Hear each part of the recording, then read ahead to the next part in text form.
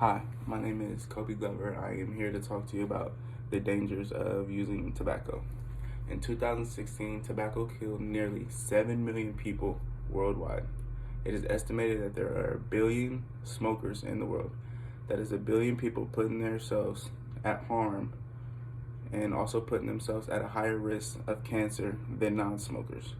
Everyone knows someone who smokes, whether it's a family, friend, coworker, or a spouse. It has been normalized all around the world since the 1900s. It is the number one cause of preventable death in the whole world. The number one cause of preventable death. Tobacco does damage to many vital organs and will significantly increase your chances of cancer. Smoking tobacco puts you at a higher risk for cancer. Dr. Porgalim stated in her research that tobacco is responsible for cancers in about 25% of males and 4% in females. Dr. Kani stated in his research that tobacco is responsible in the leading causes of cancer for oral, throat, vocal cords, esophagus, stomach, kidney, pancreas, liver, bladder, cervix, rectum, and different other types of leukemia. Smokers are also at risk for lung cancer 20 times more than non-smokers.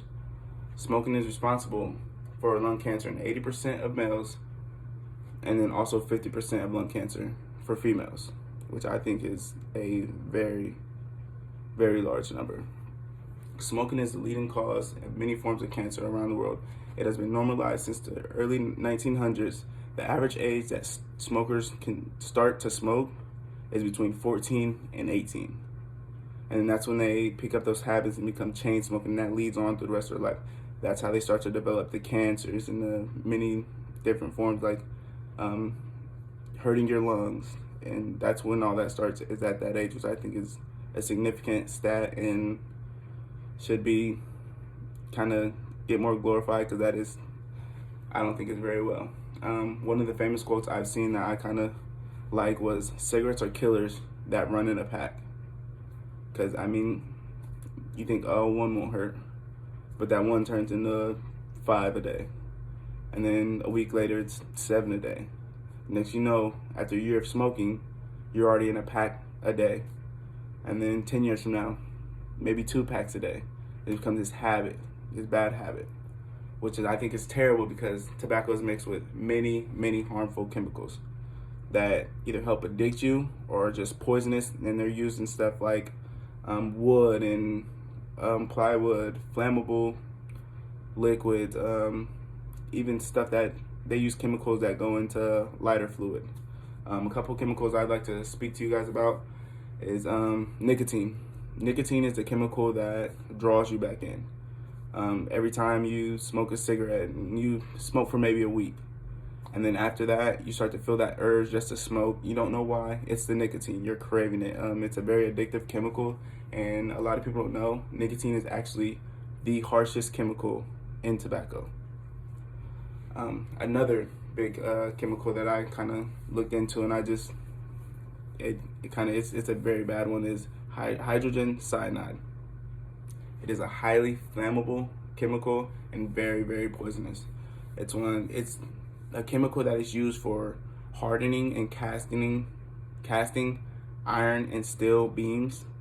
So like the beams to hold up a building, or kind of construction beams, the steel ones, those are hardened and casted by hydrogen cyanide. So, and that's what people are putting in their body.